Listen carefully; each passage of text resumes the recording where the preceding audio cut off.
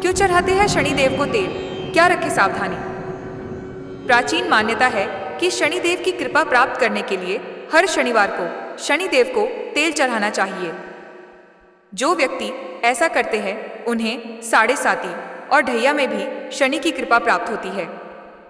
लेकिन शनिदेव को तेल क्यों चढ़ाते, इसको लेकर हमारे ग्रंथों में अनेक कथाएं हैं। इनमें से सर्वाधिक प्रचलित कथा का संबंध रामायण काल और हनुमान जी से है। पौराणिक कथा, क्यों चढ़ाते हैं शनिदेव को तेल? कथा इस प्रकार है। शास्त्रों के अनुसार रामायण काल में एक समय शनि को अपने बल और पराक्रम पर घमंड हो गया था। उस काल में हनुमान जी के बल और पराक्रम की कीर्ति चारों दिशाओं में फैली हुई थी। जब शनि को हनुमान जी के संबंध में जानकारी प्राप्त हुई तो शनि बजरंग बली से युद्ध करने के लिए निकल पड़े। एक शांत स्थान पर हनुमान जी अपने स्वामी श्री राम की भक्ति में लीन बैठे थे। तभी वहां शनिदेव आ गए और उन्होंने बजरंग बली को युद्ध के ललकारा।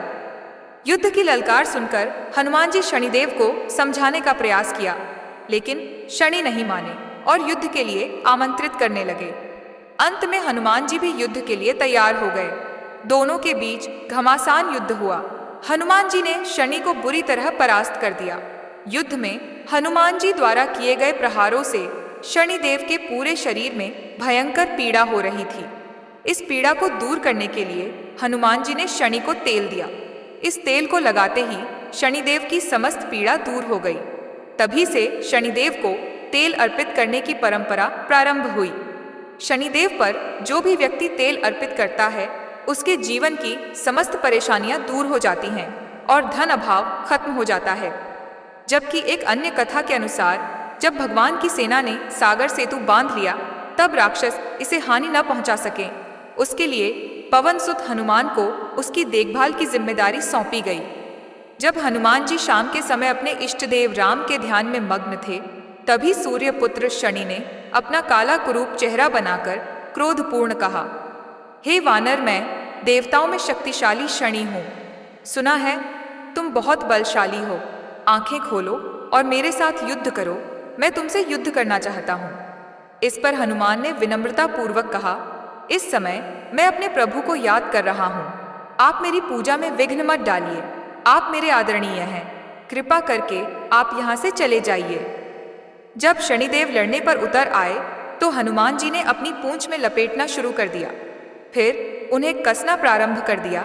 जोर लगाने पर भी शनि उस बंधन से मुक्त न होकर पीड़ा से व्याकुल होने लगे। हनुमान ने फिर सेतु की परिक्रमा कर शनि के घमंड को तोड़ने के लिए पत्थरों पर पूंछ को झटका दे देकर पटकना शुरू कर दिया। इससे शनि का शरीर लहूलुहान हो गया, जिससे उनकी पीड़ा बढ़ती गई।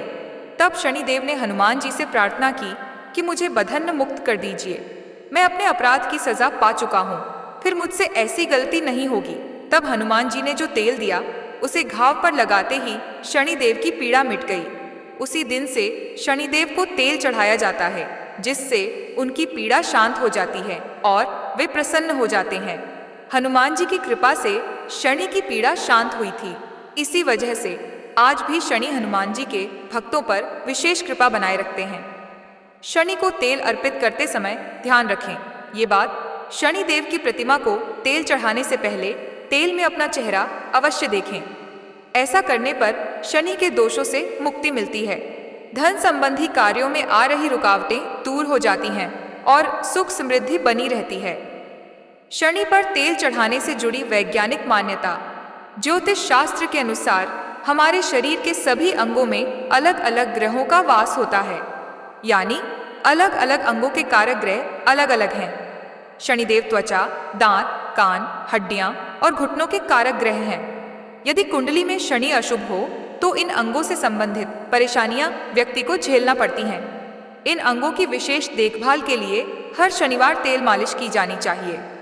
शनि को तेल अर्पित करने का यही अर्थ है कि हम शनि से संबंधित अंगों पर भी तेल लगाएं, ताकि इन अंगों को पीड़ाओं से बचाया जा सके। मालिश करने के लिए सरसों के तेल का उपयोग करना श्रेष्ठ रहता है।